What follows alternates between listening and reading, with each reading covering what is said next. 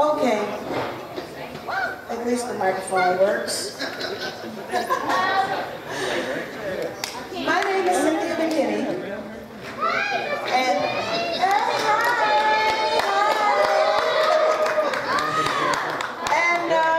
I used to be your Congresswoman for about 12 years here in the Atlanta area. And then after that, I had a harsh discovery. And the discovery that I had was that not only am I fiercely anti-war, but that the Democratic Party was not.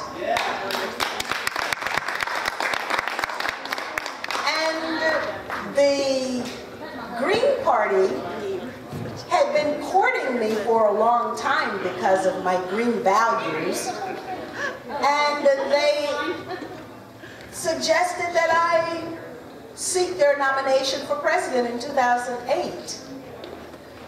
Now there was something else that was going on that was really big in 2008. It wasn't just that I was on the ballot for president of the United States for the Green Party, but it was also that a senator who had been in the U.S. Senate for 2 years by the name of Barack Obama had won the Democratic nomination. And he actually was standing for President of the United States. Now, the reason that I chose to, well, I can't say that I walked away from the Democratic Party. What I would say is the Democratic Party walked away from me. And the reason that I accepted the invitation from the Green Party was because I thought it was time. In fact, it was past time for me as a conscientious, fact-loving, truth-seeking political activist to follow my values and to allow myself the freedom to say that enough was enough. So in 2007, before I even got the Green Party nomination, I declared my independence. I declared my independence from the national leadership of this country, both Democratic Party and Republican Party, that was responsible for the United States of America committing crimes against humanity around the world, and war crimes, and the most egregious crime of all is the crime against the peace. And those were Democrats as well as Republicans that were responsible. And so in front of the Pentagon on my birthday, I gave myself a birthday present. And that was when I declared my independence from the national leadership that was responsible for the certain set of circumstances in which we, people of the United States, found ourselves. And I felt so free and so liberated. And the reason I felt so free was because I likened myself to those women in the 1850s who had that meeting up in Seneca Falls, New York, and they did the same thing that I did. They declared their independence from the politics of their day that said that women had no place in the U.S. polity. They declared their independence, and it took them 70 years, but they were able to make the kind of change that today we take for granted. Now, there are some people who are responsible for me being here at this Liberty Fest. And I want to say thank you to them I want to say thank you to the Liberty Fest organizers who brought Liberty Fest to Atlanta, Georgia.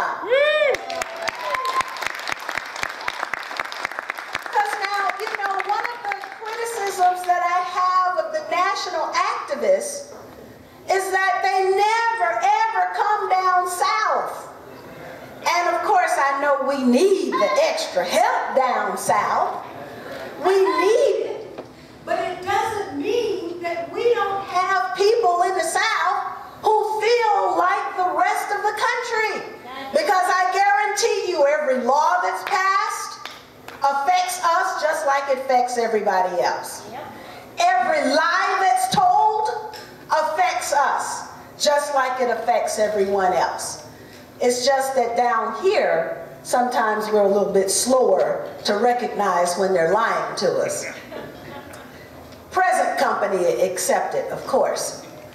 I also want to say thank you to Robbie Wells and Barbie Dunn and Daryl Wallace, who stayed on me night and day to make sure that I got here. Now, I was supposed to be bicycling today, because today, for those of you who are bicyclists, you know that the spring tune-up of the bicycle ride across Georgia is taking place today. And they are probably singing before the campfire right now. And I'm here with you. So, I've been on a kind of journey since I was so unceremoniously kicked out of the Congress, not one time, but 2 times. And go back again. That's what some people are saying. But now here's the thing. I have found a love for the truth. And truth is hard to find up in Washington, D.C. In fact, it was my love of the truth that got me kicked out of Washington, D.C. Truth about 911, and so it was wonderful that you had Richard Gage here to tell you a little bit of the truth. Truth about the U.S. economy and how it's been hollowed out and stolen right from under us. And so that's why it's important that you have people here who have been talking about having a local currency, an alternative currency, and also pointing a finger at the Federal Reserve. That's neither federal nor reserve.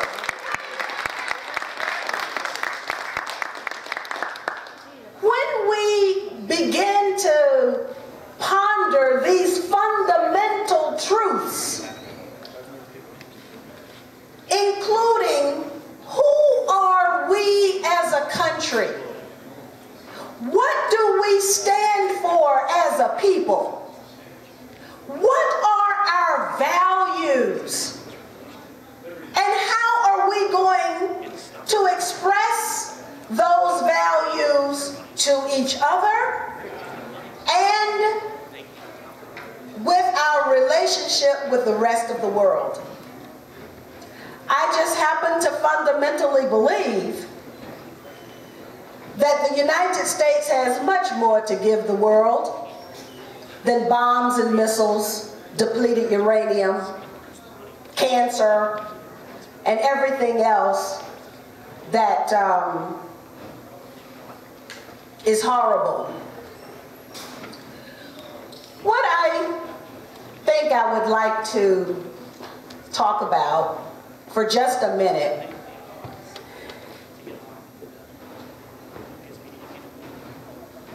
I have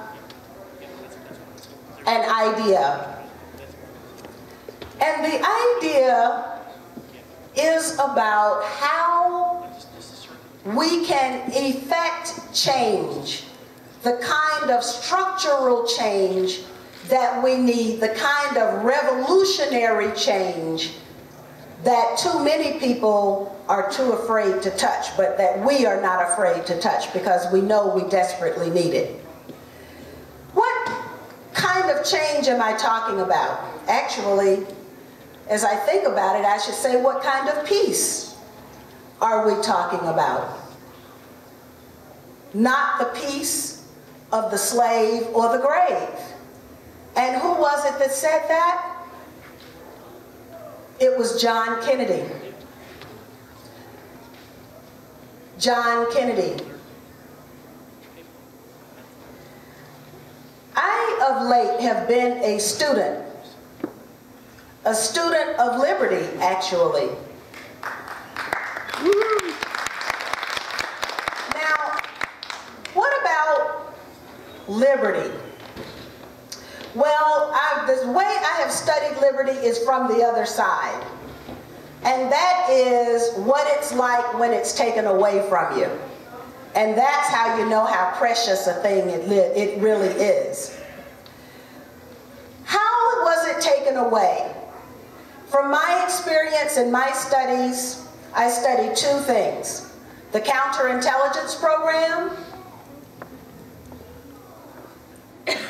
which was run by the FBI, and I also studied the church committee reports that talk about the United States and the freedoms that we have come to know as threatened.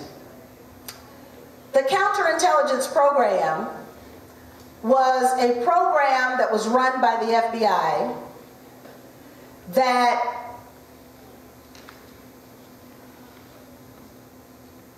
sought to divide people in the United States one from another. It sought also to repress people so that they would not be able to experience the freedoms that we would like to be able to experience. The counterintelligence program. And I don't know why I'm so hung up on this idea. Why are you so hung up on this idea of liberty and freedom? If we don't get hung up on it, then it will be taken away from us. That's why we have to care. And when a government usurps the rights of its people, as we have seen in the past, then of course that also means that we are threatened in a very real way.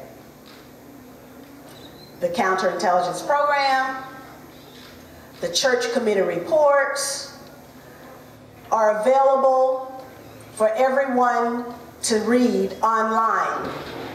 And I would encourage you to read them, because the ideas that are put forward are,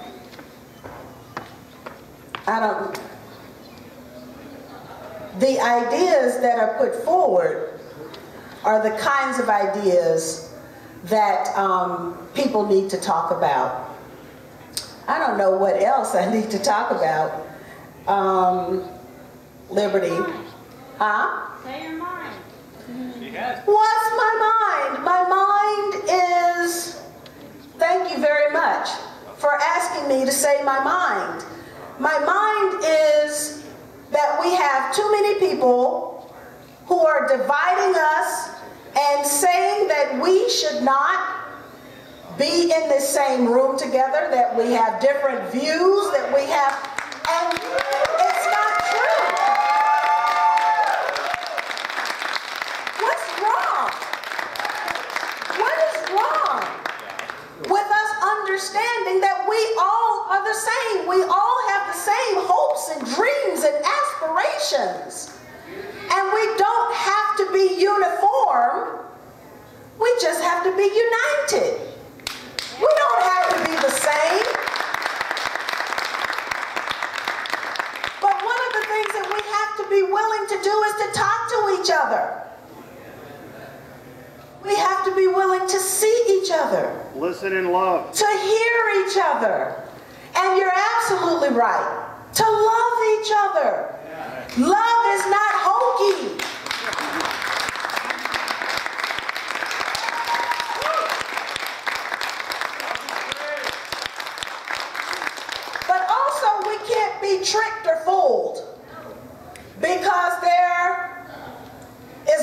of deception out there. Just as you saw with Richard Gage talking about the nanothermite and the thermate. Well, you know, it's funny because I remember visiting Caracas, Venezuela, and there's a building in Venezuela that was burned. Remember, they said that it was just regular fire that caused those buildings to fall. And yet, it was the nanothermite and the thermate from Richard Gage's presentation that caused those buildings to fall. Something in addition to, because in Caracas, Venezuela, when the building, the tall skyscraper building that was in Richard Gage's presentation, when it caught on fire, did it fall? No, it didn't fall. It's still standing. Even today, that building is still standing. So, we have to be able to discern the lies and the deception. And it happens not just in the political arena, it happens throughout the way we live our lives, because there are special interests and corporate interests in every aspect of our lives. So I would just say that we have to beware, be aware, and understand that there are tremendous forces out there that are trying to divide us, but we are not going to let them win. In fact, in the founding document of the counterintelligence program that's dated 1967, one of the items in the founding document says that we must not allow whites to become sympathetic to the cry for justice and economic inclusion of blacks who back in 1967, you know, that was the height of the civil rights movement. And the document says that we have to keep blacks and whites divided. That is a COINTELPRO document that you can go to the internet and you can look it up and you can see it. April 4th, 1967. And what I'm saying is that we should not allow them to have one night's sleep, because we are going to join together all over this country. And when we join together, we can also change it. Thank you.